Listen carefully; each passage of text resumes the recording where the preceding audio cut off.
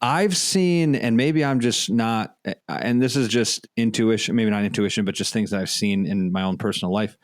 A lot of young men, especially, be more interested in structured Catholicism or Anglicanism or Presbyterianism, and have gone away from non-denominationalism and sort of the Baptist way of doing things, or that sort of low church way of doing things.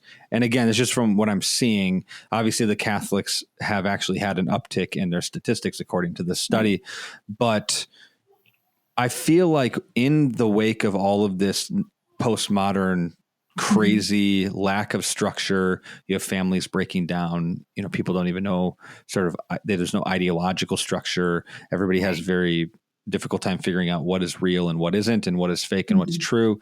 And they just want somebody to tell them what the truth is. And the Catholics and the Anglicans and the Presbyterians, like they have like these several, Lutherans, some of the Lutherans, the Wisconsin and Missouri Synod that are more conservative, have this tradition in which they have very robust answers to questions because they have a theological tradition that's deeper than like 40 years, like a non-denominational church. And so people will move to that. My fear is that they're not moving to that because of conviction. They're moving to that because of structure.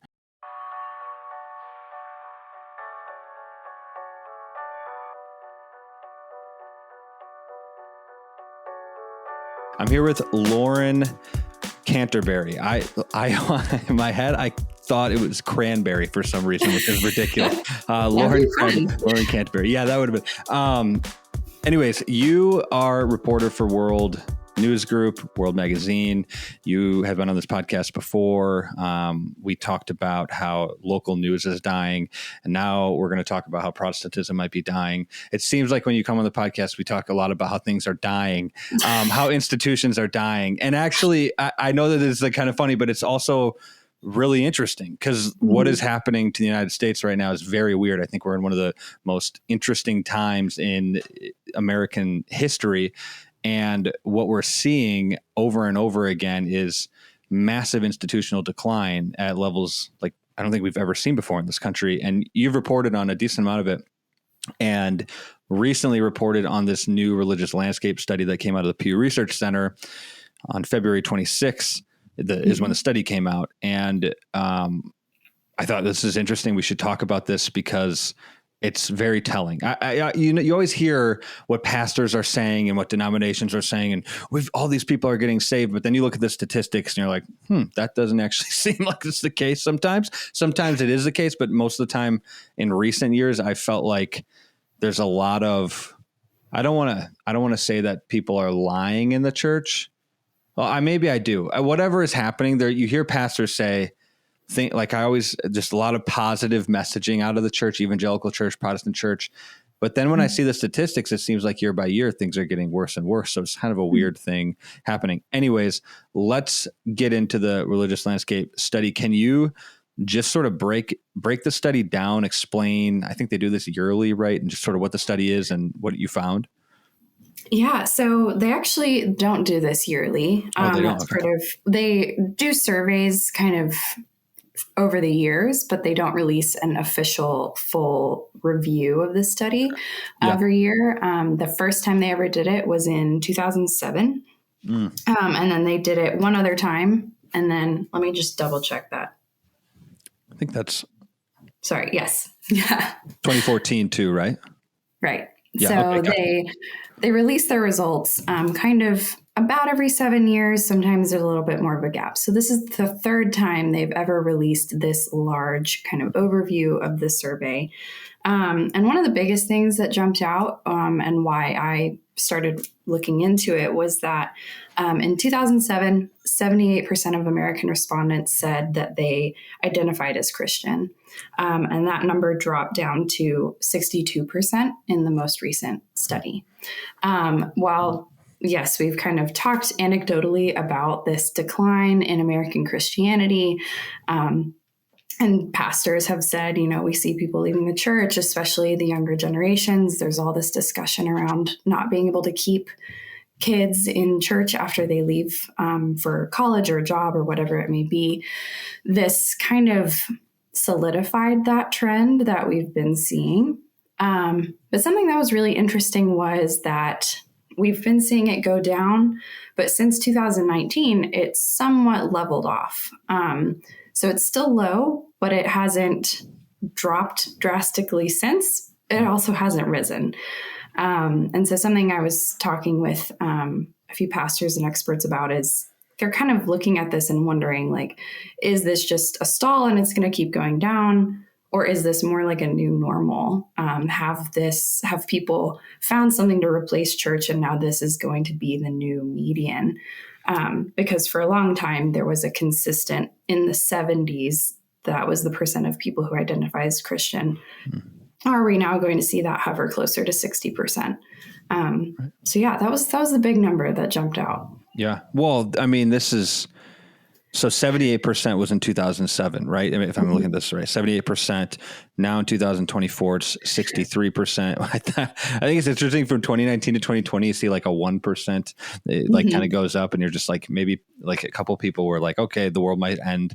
It's 2020, COVID, so maybe I'll become a Christian. And then it sort of went back down. So what do you find to be the most interesting data points within this study? I mean, there's a million data points, and it doesn't just talk about Christianity. I see it talks about Judaism, Buddhism. What did you see, I guess, related specifically to Christianity as some of the more telling or more interesting data points? Yeah. I thought that the point that less than half of participants in that 18 to 24 age range identified as Christians, whereas 80% of people who are 74 and older did. Yeah. I thought that was a really good kind of solid, clear indicator of the trend that we've been talking about and analyzing. And then also, just like you said, this isn't necessarily about Christianity, but we have seen a rise in the number of people who identify as something other than Christian. Still one of the mainline religions, whether it be Judaism, Islam, Buddhism, that's risen from 4.7% in 2007 to 7% in 2024, which seem like really small numbers. But I thought that was interesting that they have seen an increase while Christianity has seen a decline. Right. I just thought it was fascinating that Christianity seems to be the only one in the survey that did see a drop in attendance, or at the very least people identifying as Christians. But then also 80% of Americans believe in a spiritual world of some sort. So I thought that was fascinating. Yeah. Anecdotally, I can definitely see some of the things that are playing into that spirituality over a traditional faith. I think American culture especially really loves to lean into the supernatural and the more nebulous spiritualism. And this study kind of pointed to the fact that that has been garnering a lot of attention, especially from young people. So I had that written down. Like, what does that mean though? That like the spiritual, they believe in a spiritual world or whatever the language was, that there's some spiritual realm. Like, I understand.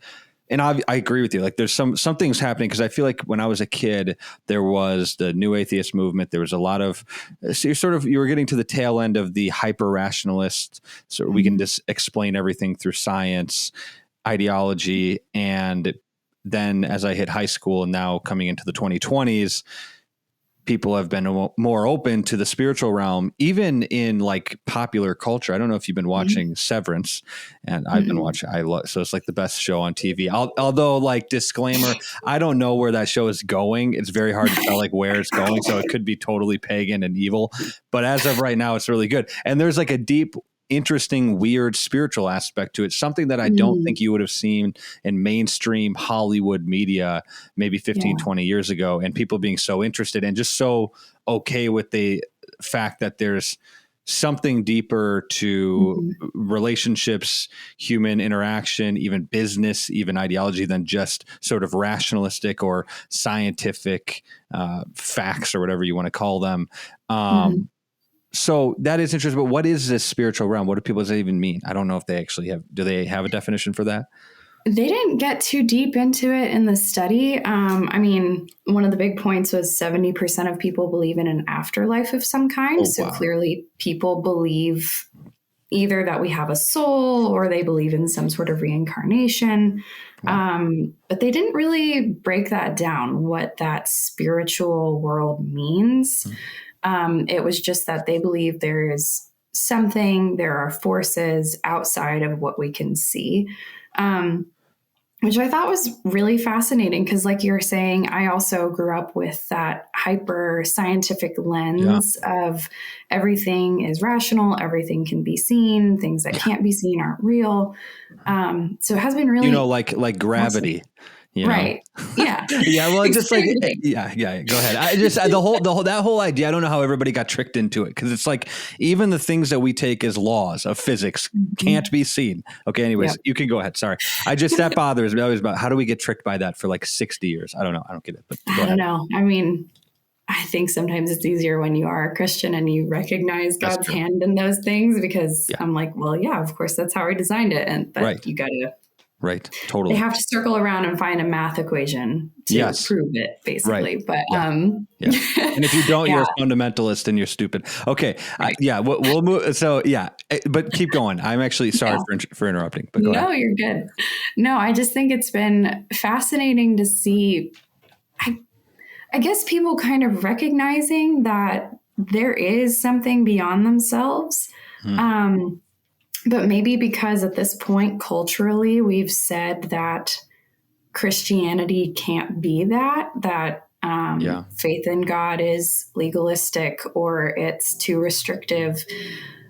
People are kind of wrestling with the fact that not everything can be explained by science, and there is clearly something else beyond themselves, but culturally we've been in such a battle against Christianity, and I would say more cultural Christianity. People don't like the cultural institution of Christianity, and so they're looking for that spiritual answer somewhere else. And that's a little bit more anecdotal just in people I know, and this generation, they're seeking a lot more of that forces, the universe, putting good feelings out there.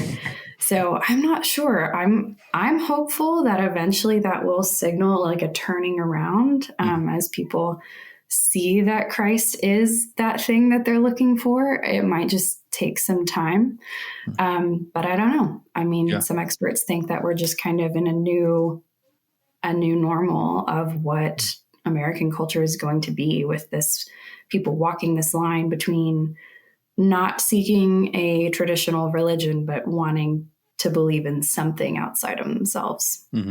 Yeah. I mean, that degrades fairly quickly, especially in the age that we live in. So I don't know how long that can be a normal for before things completely implode because of immorality.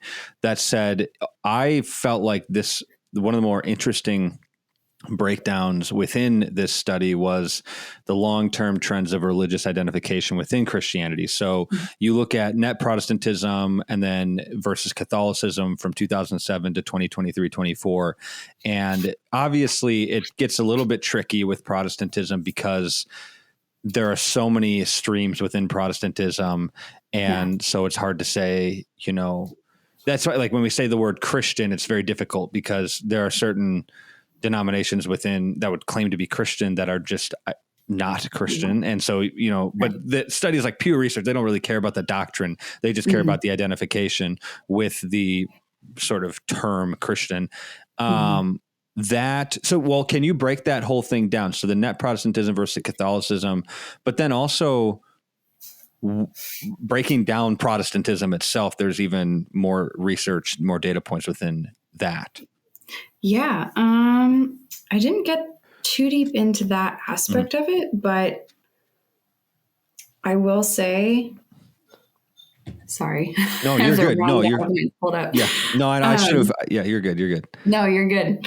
I was just going to say, like, they kind of focus initially a bit more on the three, what they call major strands of Protestantism, which is the evangelicals, mainline Protestants, Black Protestant churches. They see the decline there.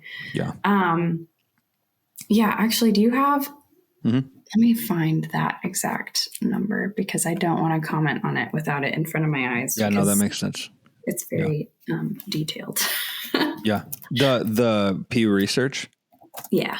Yep. Okay. I have it pulled up, but yeah, this is like the worst part of the whole thing. This is why I did not buy the headlines. Like I felt like I saw on Twitter a lot, on X a lot, and on even just different conservative news outlets, like, oh, Christianity is leveling out or whatever. We're not on the decline anymore. And I'm like, show me. I don't buy it at the beginning because I know people.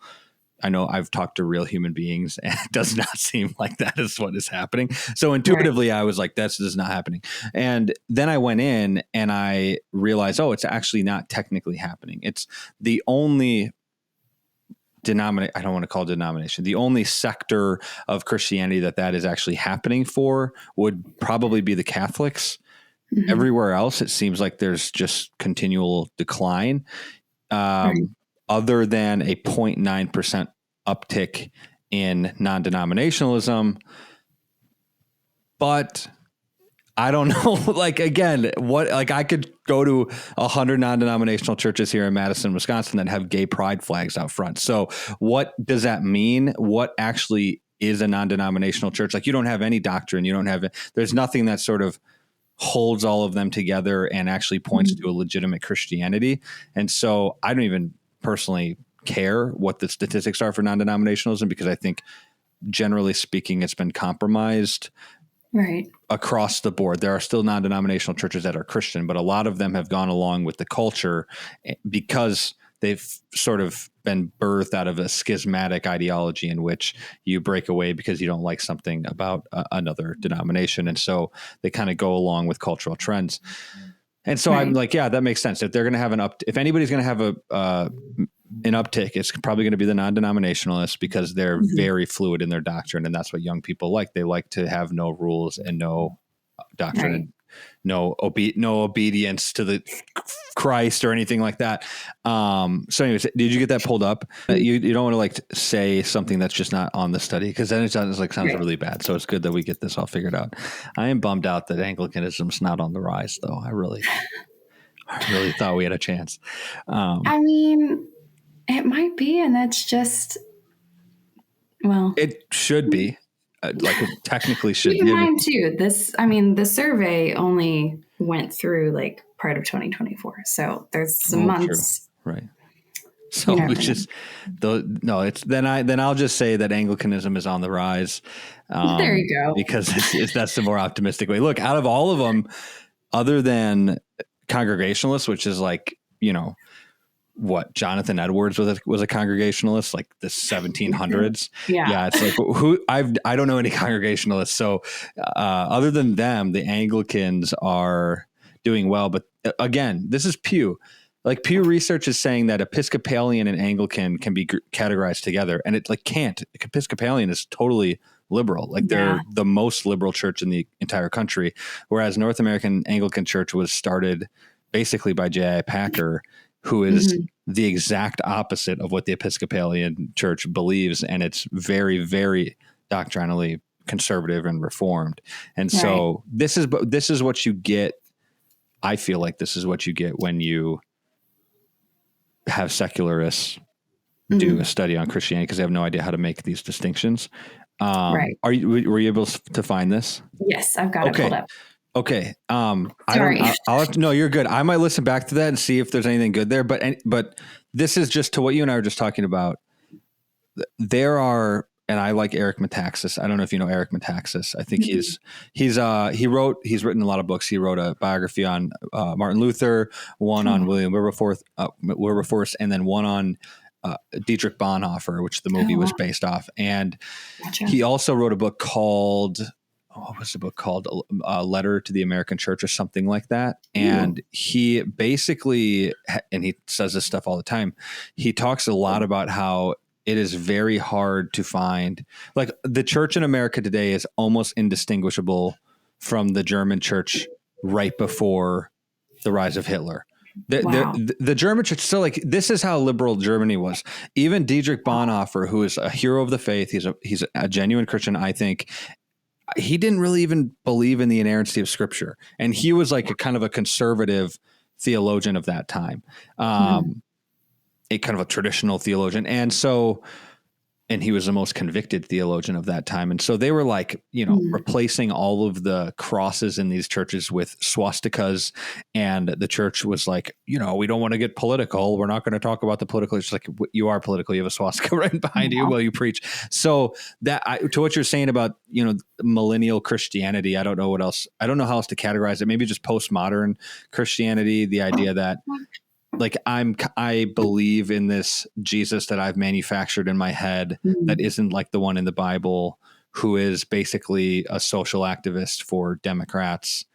Right. And he like, love is love is love. And you say, well, what does love mean? It's like, no, but love is love, which is circular. It doesn't make any sense because it's anti-logic.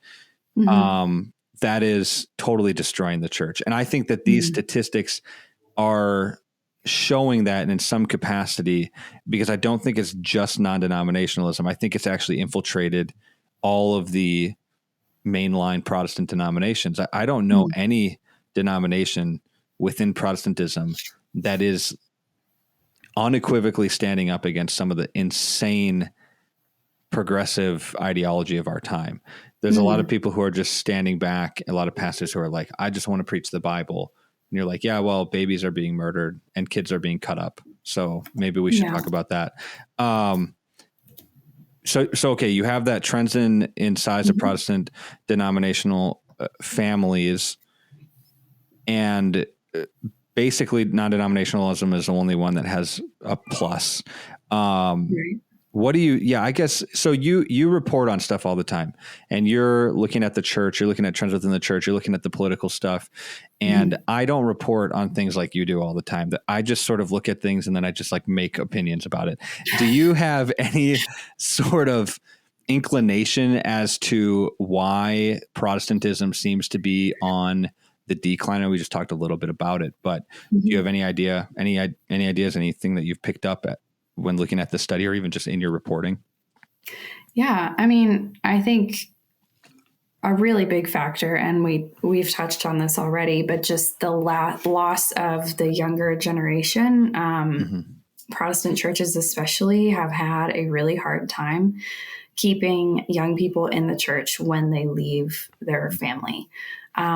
For whatever reason that might be, whether it be they don't feel like it's applicable to their life as a young adult, or they feel like it was too restrictive because these churches stand against some of the more acceptable cultural conversations. But I think that's one of the biggest reasons. And then I do think it is interesting that non-denominational churches are growing, because a lot of the mainline churches have also been embroiled in scandal recently. And this might be a little bit more anecdotal, but I see some people bucking these more traditional established denominations in favor of non-denominational, because a lot of non-denominational churches really try to get rid of some of that structure and organization that can be really important, but has also clearly failed to hold some leaders in these churches to account when they've fallen short. Sure. So I don't think that can be dismissed. I think people want the Bible and they want Jesus, and that sometimes leads people away from a denomination that they've seen fall short of that, for one that says, that's all we're about. We are self-governing. We do not adhere to the whims of this broader overarching leadership structure. We are just about the Bible. So that can be really great. I've seen churches where that works really well.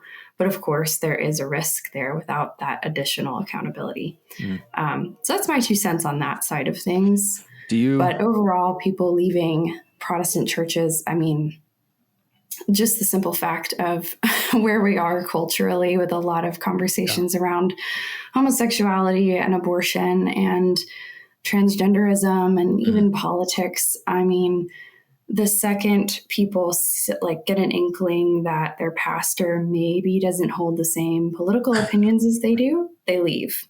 Yeah. And I think that can be a really big reason why young people are leaving, because they want to follow what's cool and what's normal. And Christianity, historically, for all of the existence of Christianity, has stood against those worldly things. And so it's not surprising to me that we see that, especially as culture becomes louder and it's in our phone and in our face every single day. And for these, especially students, I mean, it's prevalent and it's in their face all the time. So it's really hard as a young person to stand up for something different. No, I agree with everything you said at the end. So I would push back on the non-denominational stuff. And one of the reasons is because I feel like, and I might be wrong about this. Did you, I can't remember if you reported on, I think somebody at World reported on the IHOP situation, International House of Prayer. Was that you or was that somebody else? Okay. That was me. Are they non-denominational? Not that this is like that, this is just one case, but I feel like they're non-denominational. I could totally be wrong about that. I could look it up. Let me just look it up. Yeah, I don't know that I would even say that they are. It is a non-denominational charismatic evangelical Christian movement. So of course it's like, okay, is that a church? No, it's not a church, but the Bickle, is that his name?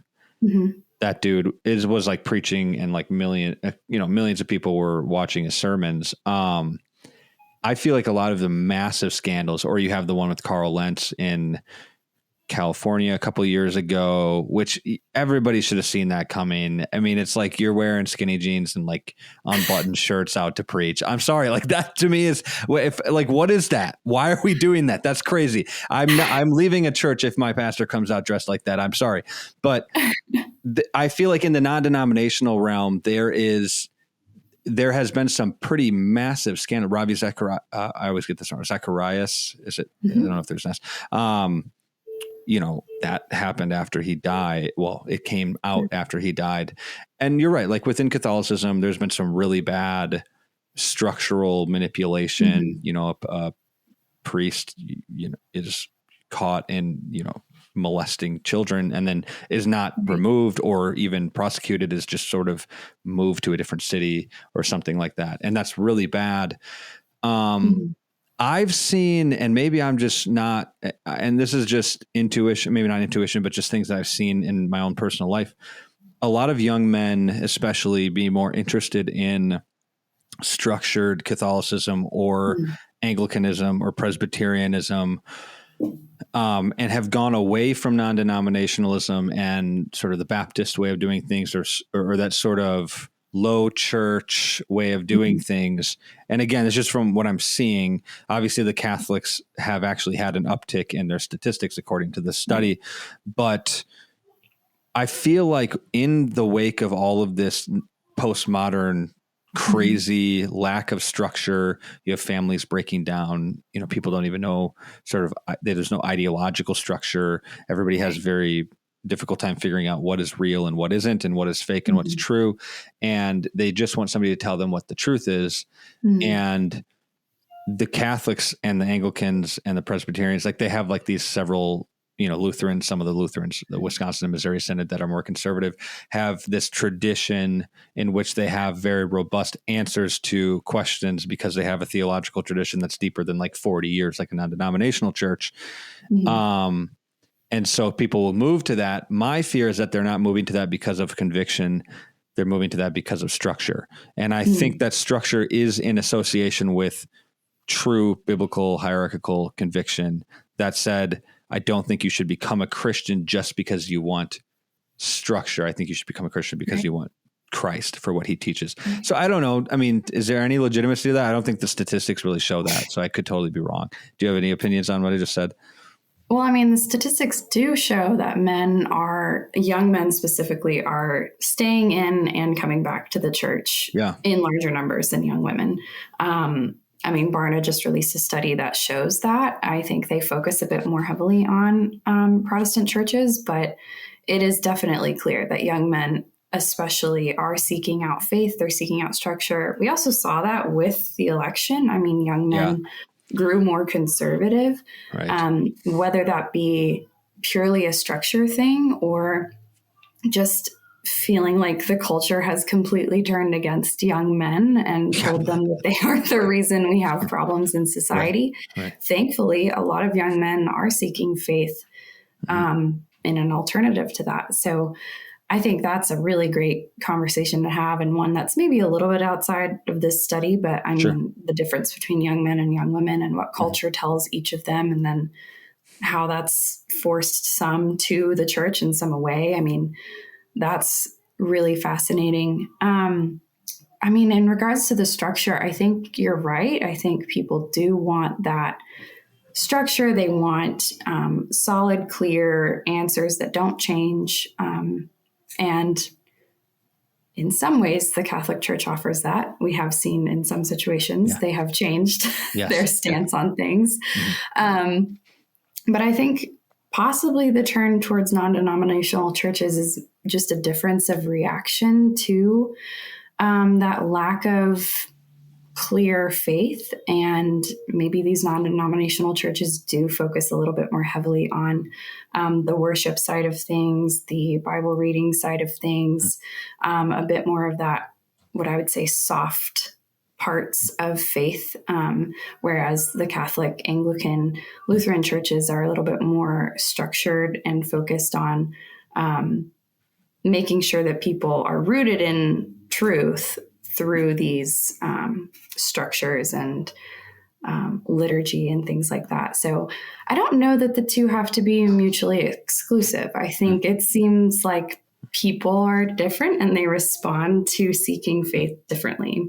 So I don't know. That's just personal opinion. Yeah. No, I get that. And I want to know about this Barna study. So we'll talk about that in a minute. I do want to say that, well, you know, so you're very optimistic, by the way, about the non-denominational church. Like, and I totally get it. I think like people at one time, I was very optimistic about the non-denominational church. I thought these traditional churches just get stuck. They can't see the needs of whatever the culture, whatever it is. And I don't think that anymore. What I think is happening with younger people wanting to go to non-denominational churches, and you're going to see how cynical of a person I am, and I totally think this is absolutely verifiable, and we're going to see it all come to fruition in the next decade. But, and now that it's being recorded, you know, we can come back and check it out. But, I think young people gravitate towards easily, institutions in which they can easily infiltrate and overturn, because young people are rooted in a Marxist ideology taught to them by the public school system and just by their sort of cultural imaginary. By the way, as we're recording this, Trump is signing into, he's taking away he's, I think, getting rid of the Is that happening right now? I think it's happening right now. All day reading for it. It is. I literally think it's happening right now. At least that's what I heard last. Yes, Department of Education, which is an amazing thing. And I think that should have happened back in the 1830s when it started or whatever. I mean, I don't know if it's, I think state-run education started in the 1830s, but it should have never happened. So I think that Marxists view everything as a power game. It's a power struggle. And so everything's about upending and overturning power, you know, hierarchies. And it's very difficult to infiltrate a hierarchy that is rooted in centuries or thousands of years of tradition, in which those sorts of, there's so much so many checks and balances in which you can't get in there and totally destroy the whole thing. But a church that started 30 years ago, that really doesn't have deep roots theologically, doctrinally, or even just structurally, it's really easy to infiltrate. And I've just noticed that young people want to go to those churches because they can become members. And if you get enough young members at a church, which happened to the church that I went to last time, it just starts to just go out of control. And the whole, because they don't have any theological conviction, because half of them don't read their Bibles. Again, I'm in Madison, so like there's a ton of liberalism here. And so you might, I don't know if you're in the South, there might be very different. Okay. Yeah. So it's probably very different in Georgia. Pretty different. And I hope this never happens in Georgia, but I just noticed that young people like to overturn institutions. And I think we're seeing that happen in real time. And I'm not sure that the non-denominational idea is even going to make it out of this.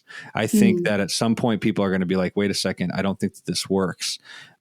Democracy isn't within the biblical purview of church structure.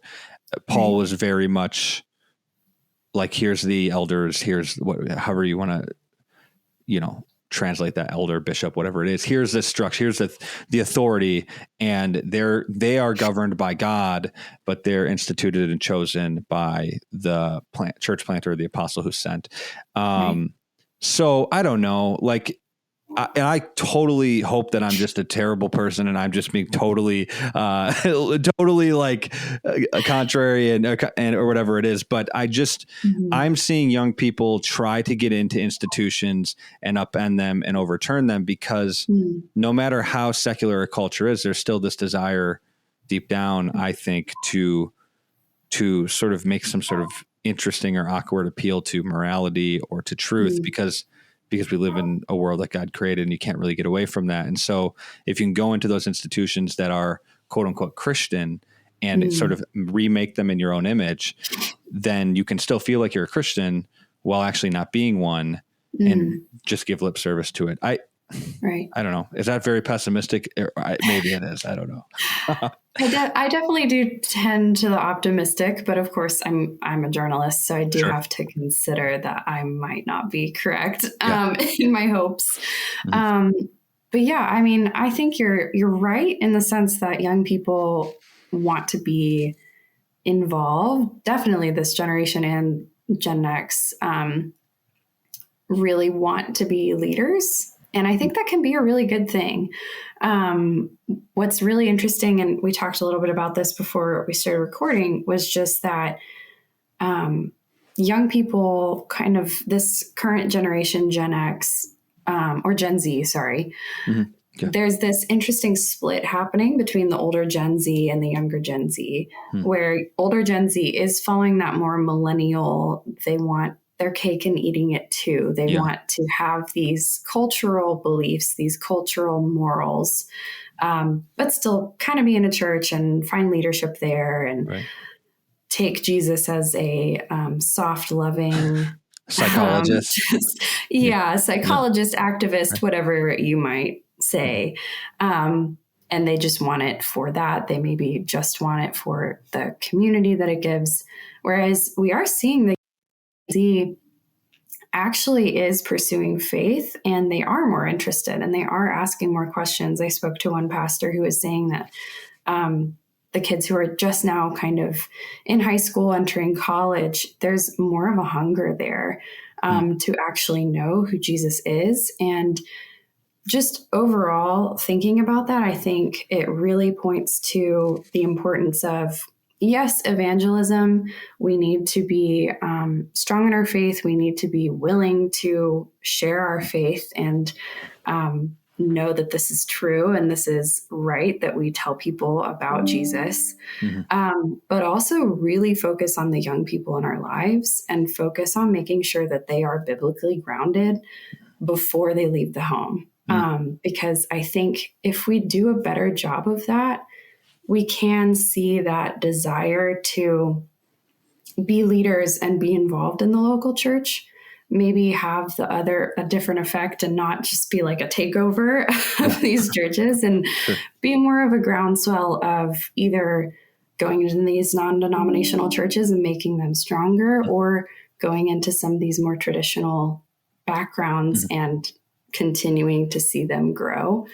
I don't know. I just think when I read this study overall, I came away with a sense of urgency to make sure the people I know are rooted in truth and know the Bible, and then are doing the same for the people in their lives. Totally. So. And I agree with what you're saying that, and actually when I looked at this study as well, I wasn't totally pessimistic. I thought, and I do believe this, that when societies are so they're so depraved of morality, of legitimate truth, there is some sort of, and I think that I'm seeing this also in younger Gen Zers, acknowledgement of like, yeah, I'm totally messed up.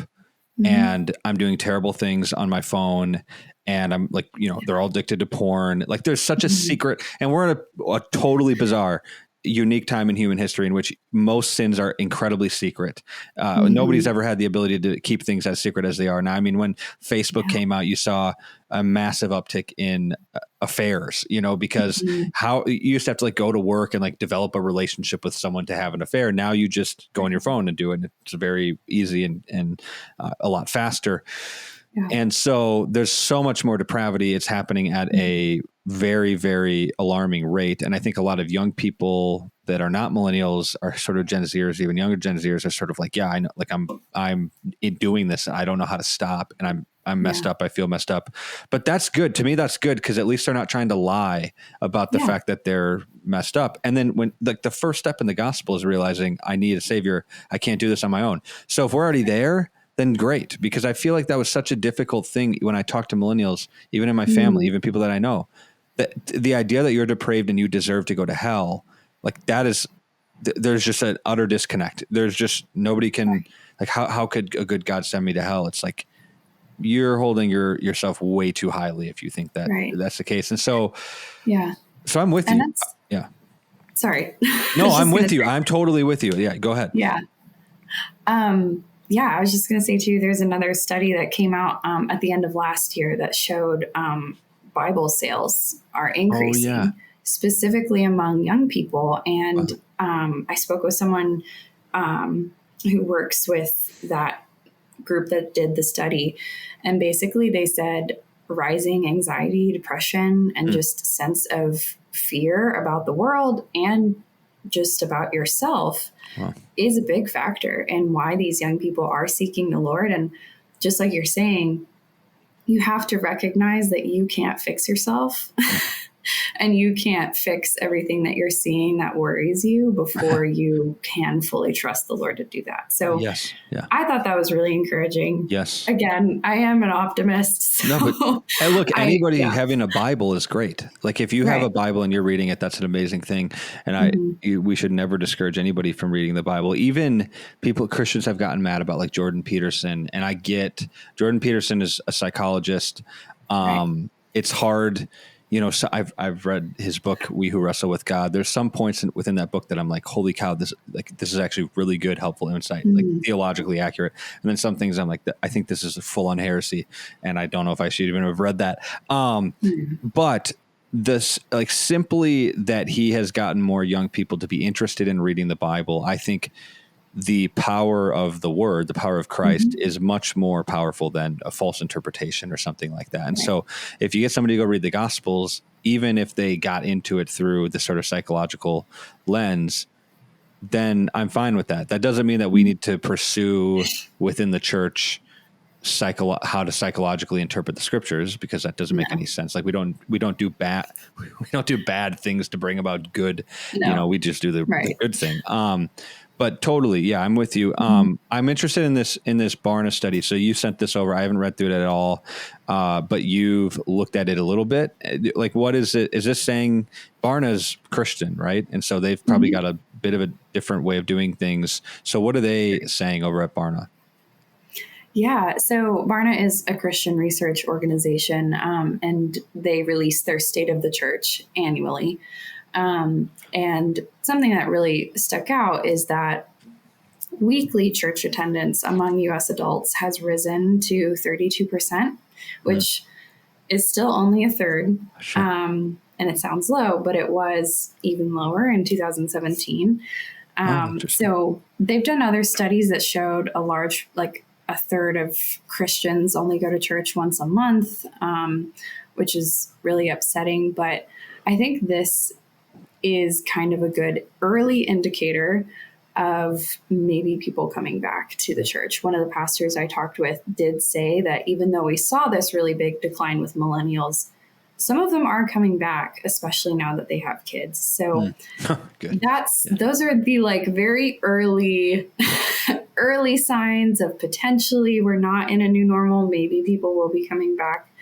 But it's all very early and too soon to tell. But I thought that was really interesting. And then they also found that people are volunteering more. So kind of what we were talking about with young people, they don't necessarily want to just go to church and receive and then leave. They are finding that people who are going to church are also volunteering more than they had been in previous years, which is great because maybe that means that they're actually involved and the Spirit's changing them and leading them to want to invest in that community, and they're not just going in for a feel-good message. Sure. Yeah, I thought it was an interesting study. I just received it yesterday, so I haven't read the whole thing, but those are some of the points that I thought really stuck out. Yeah, totally.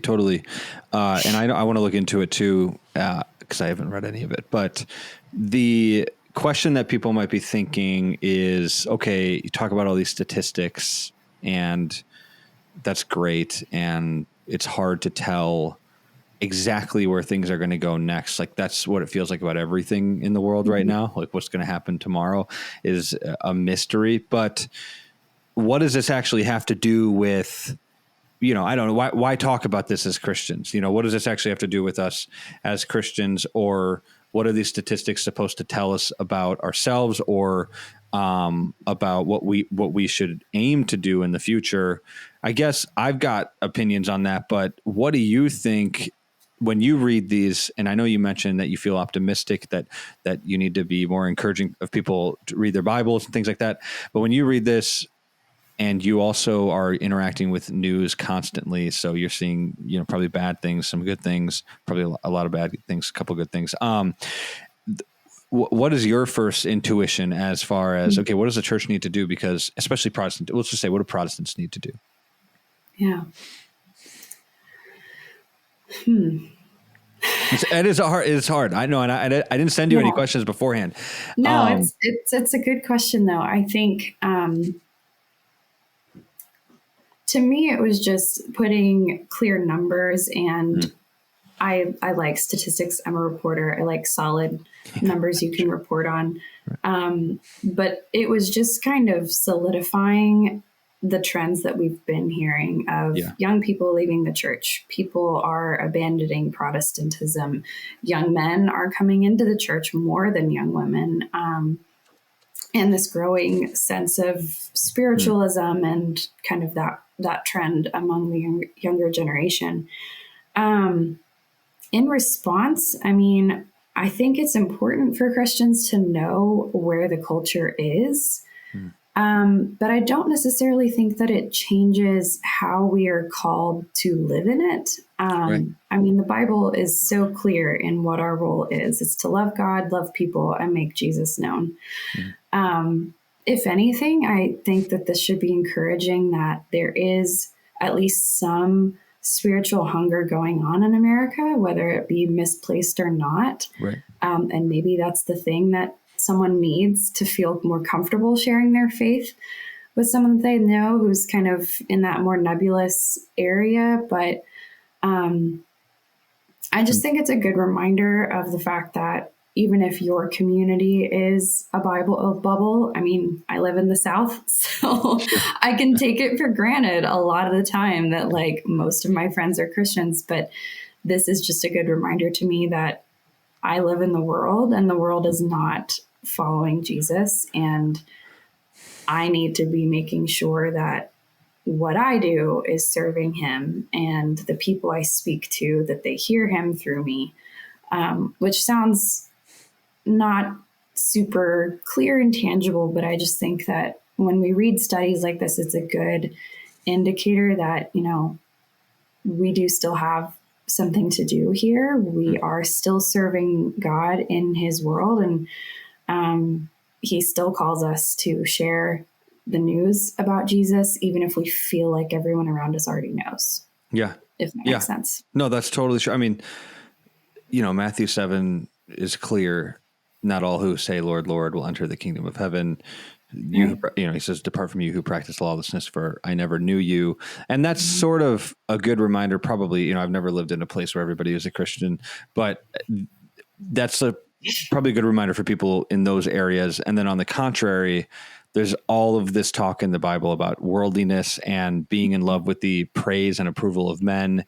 And that's in areas sort of I think more in the north or the coasts, in which Christianity is this really bad thing to a lot of people. And, white Christians are the worst. Like white Christian men are like the worst people that have ever existed. And I think that people need to recognize that just going along to get along and shutting your mouth and being passive is the worst possible thing you could ever do as a Christian. And actually it's a testimony to your unfaithfulness and the fact that you're probably not a Christian. And like, that's because if you don't want to speak up for Christ and for the truth, and not even just for Christ, I look at what Jesus said about those who lead children astray. He said it'd be better if somebody were to tie a millstone around your neck and throw you into the sea. Like that's what Jesus Christ said. Like that's very intense. And you've got people in your church or people, if you're working somewhere, if that's happening or people are advocating that sort of ideology, then you have to say something about it, and you can't just shut your mouth, because being quiet is, I think, a form of hatred, especially when it comes to children and like abortion and transgenderism. These kids' lives can be ruined. I will say, and I don't know if you would agree with this, again, like it would be nice to be in, and then I'll wrap it up here because I think we're getting towards the end, but, I feel like the decline in Protestantism does sort of align with the Protestants' lack of political philosophy. So the one thing that I've respected about the Catholics, a lot of Catholics, is that they have a really robust theological perspective. And though I disagree with a lot of the theological stuff, but it's robust and it's very thought out. And within that, there's room for very, very thorough political philosophy. I think of like Patrick Deneen and post-liberalism, or guys like Robert P. George, and a lot of the really good conservative political philosophers are Catholic, and there's really none that are Protestant. And that's because I think Protestants in America have just recently had this very passive sort of let the politics do what they want and we'll do what we want. And that's just not been the case for a lot of Protestant history. You think back to the Puritans, and Anglicanism is obviously totally tied up with the crown. And you have, Charles Spurgeon was like super, super political, was like totally willing to say whatever he had to say. And, Jonathan Edwards at times. So I think we need to begin to create a conservative political philosophy that the evangelical Protestant world can engage in, that is not just, hey, you can be a Democrat and a Republican. Like you can vote for murdering children and butchering kids and be a Christian, because that doesn't make any sense. And I think a lot of people think that really doesn't make any sense. Why is my pastor saying this? And then they leave, and it's really sad, because all the pastor had to do was create a legitimate, just tell the truth, I guess. And then people might have stayed. But the pastors seem to be more focused. A lot of them seem to be more focused on keeping those people that are on the political left happy. From what I've noticed in the North, probably not as much in the South, but keeping those people happy because they can get ruthless. And that's what's happened in Madison a lot. And so you just have to be able to take it and say, like, look, I'm going to tell the truth. And if they want to destroy my career, then whatever, like that's just going to have to happen. So I don't know. I mean, any thoughts on that? No, I think you're right. I mean, we saw last year, we wrote about Andy Stanley's church, who was Baptist and definitely bent the knee, and I think sacrificed biblical truth for that. And I think that a lot of these issues too that are now political are not what I would have defined as political back when I was younger. Like, interesting. I used to think like international decision making and like taxes were politics. Yeah. But now things that are clearly and distinctly biblically wrong have become political. And pastors, like you said, a lot of them are not willing to say that. And I do think that drives some people away, whether it be because they are on the political left and then they find out that their church is like secretly hides these views and so they leave, or they have no idea and then they find out that their church is leaning more towards the left and so they leave because they are more conservative. I think just being clear and truthful could avoid a lot of that. Yeah. You think.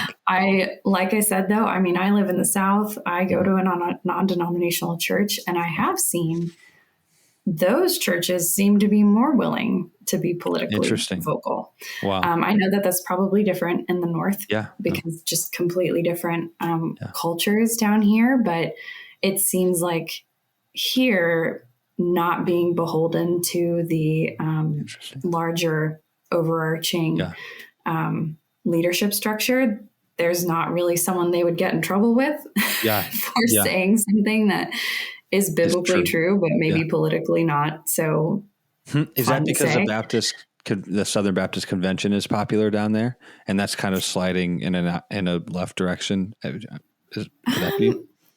The Southern Baptist Church is definitely popular down here, but we also have a lot of really big non-denominational churches. I mean, I'm in the Atlanta area, and there's several here that it's also interesting because you say non-denominational, you think some small little church, but a lot of them have gotten really big and now have church plants. And then at what point do you become your own denomination? Yes, right. That's the whole thing.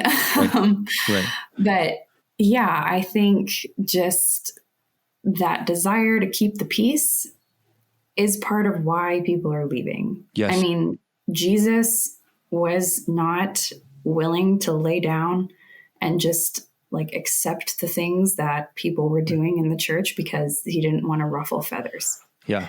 He was completely willing to say things that made the Pharisees angry and brought the Roman guards down on him. And I think that we've become a bit too afraid of that. Yeah. I don't know that we need to be having full sermons railing against a political party. maybe not a political party, but I wish there was, when Spurgeon heard that the New York Times was going to stop putting his stuff out there about slavery. He was preaching on slavery a lot, and they were going to stop doing it because it wasn't popular in the United States. They were going to cut out all the slave stuff. He preached on it for over and over and over again. I wish that and slavery is not as bad as abortion. That's just a statistical fact. Also, there was a lot of slaves that were killed, but not as many as 60 million in 60 years. So it's not even close. So I do wish that some pastors would be like, no, screw it. I'm going to do this for a year. We're going to preach on abortion and how the Bible connects to it for a year, because it doesn't. And I would say, if I were a pastor, I'd be like, this all means that you can't vote for this party. Not that you have to vote for the Republican. You don't have to be like a activist for the Republican Party. But I saw a Catholic recently in Mexico. I'm probably going to get this wrong. Excommunicated. Did you see this? Excommunicated. No, maybe it wasn't New Mexico. I don't know. I'll put the link in the description to the story, but basically it said he was going to excommunicate anybody who politically supported abortion from his church. And I actually think that's the right thing to do, because it's really bad. But that means that you have to know the people in your church and know what they're doing and what they believe in. So look, this is very interesting. When I saw this study, I thought I wanted to do a podcast on it because I think that we can learn a lot from these statistics, and just sort of, it doesn't change anything about the Bible or what our job is as Christians, but getting a gauge on what's actually happening within the broader church in America and where we live is really important. And knowing what's happening and not being sort of naive to, I think a lot of churches things are going great. And it's I don't think so. Statistically, they're not. So I don't know, maybe they are at your church, but statistically across the board, they're not a lot of times. And knowing that information maybe will just be like a kick in the butt for people. We got to do something. We need to actually preach the gospel and tell people about Christ and call people to repentance. So anyways, thanks for reporting on that, because I think that is really good. So Lauren, thanks for doing this. Thanks for coming on the podcast. Always like your reporting, and it was very, very helpful to talk through this.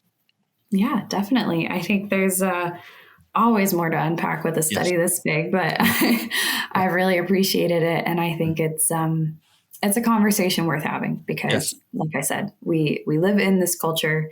We are Christians in this culture. So we do need to know where it's headed and what people are believing and what they are not believing, so that we can best serve the people around us. Yes. And also, once you read through the 80,000 JFK files. I'll have you on.